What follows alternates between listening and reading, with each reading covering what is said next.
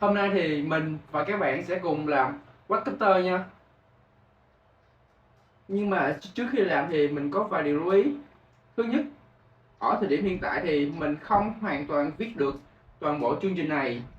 Thứ hai là mình nghĩ cái này nó chỉ phù hợp cho việc học tập và nghiên cứu xem cách thức nó cân bằng và cách thức hoạt động của bộ điều khiển BID như thế nào, và nó hoàn toàn không có đủ khả năng để so sánh với các mạch điều khiển bay có sẵn trên thị trường hiện nay, vì các mạch đó nó đã được thương mại hóa rồi thì nó đã rất là ổn định. Còn mình chỉ với mục đích là giúp các bạn hiểu thêm về cách thức nó hoạt động và tự tạo ra một con quadcopter bằng Arduino đơn giản như của mình. Trước tiên mình cần các bạn chuẩn bị cho mình một phần khung cơ bản của F450. Cái theo sau đó là SC. Mình cần các bạn chuẩn bị cho mình 4 cái SC. Các bạn có thể dùng loại này hoặc là như vậy.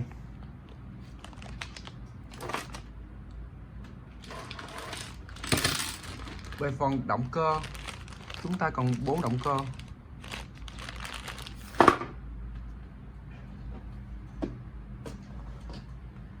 Về phần tay điều khiển, các bạn có thể tự làm hoặc là các bạn có thể mua.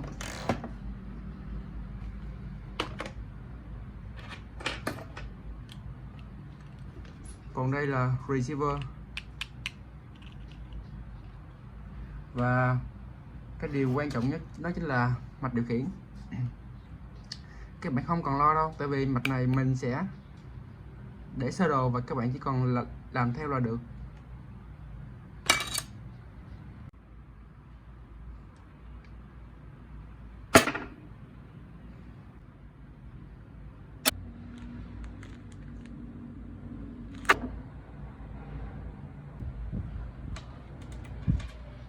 Về phần EC, thật sự là mình không thích nó có những cái sắt cắm như vậy.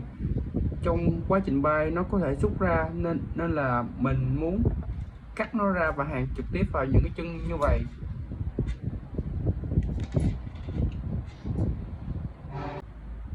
Ở đây mình dùng Uno để làm phi điều khiển trung tâm cho quadcopter. Nhưng mà về sức mạnh phần cứng thì nó khá là yếu. Vì đây là video hướng dẫn cơ bản nên là mình sử dụng con này.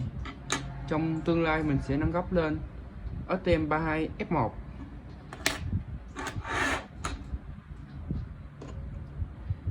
Còn đây, cái này là mạch mình đã thiết kế.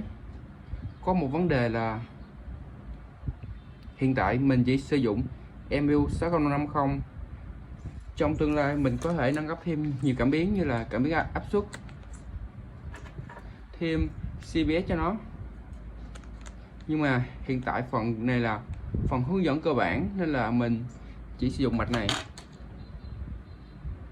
Có một vấn đề duy nhất mà mình thấy nó rất là quan trọng khi mà các bạn setup phần cứng.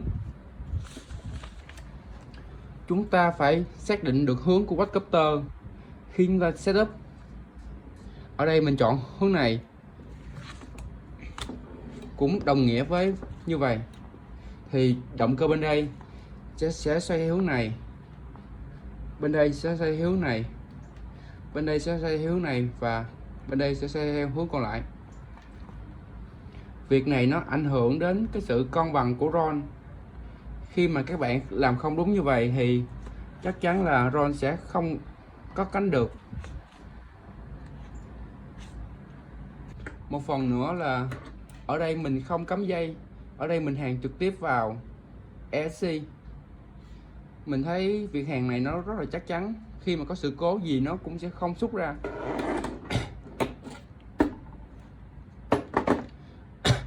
Và tiếp theo đó là mình sẽ lắp đặt mạch lên đây. Mình sẽ cho còn một điểm lưu ý là cái hướng của MU không quan trọng.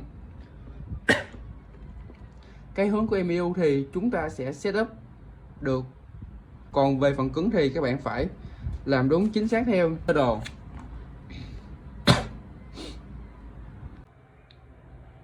Hiện tại thì mình đã lắp xong 4 động cơ và lắp mạch và receiver. Bây giờ chúng mình sẽ test thử. Theo như các bạn có thể thấy là đây, cái chiều quay từ đây sang đây, động cơ số 4 xoay đây, động cơ số 3 xoay chiều này, và động cơ số 3 bên đây là số 2 xoay bên đây theo chiều này, và số 3 xoay theo chiều này.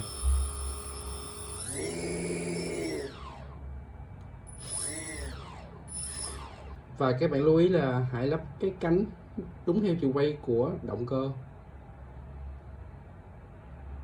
Và một phần rất quan trọng là khi mà các bạn lắp động cơ này không đúng chiều, ví dụ đây, khi mà mình vừa vặn ốc như vậy, tăng tốc lên thì lập tức con ốc nó sẽ siết vào trong. Còn khi các bạn lắp ngược lại thì con ốc nó sẽ văng ra ngoài. Cái điều này rất là nguy hiểm.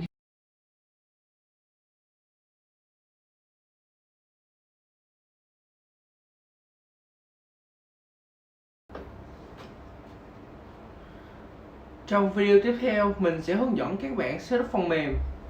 Ở đây thì mình sẽ để đường link của video gốc hướng dẫn ở bên dưới phần mô tả, và mình sẽ có một video nâng cấp về phần cứng và cả phần mềm. Phần mềm thì mình sẽ dựa theo code hiện tại và nâng cấp thêm và cá nhân hóa nó cho mình. Một số lưu ý là mình chỉ với mục đích là chia sẻ kiến thức cho các bạn và hướng dẫn lại các bạn bằng tiếng Việt để cho các bạn dễ hình dung và dễ làm theo. Thật sự là mình rất mong sự ủng hộ từ các bạn. Mình cảm ơn.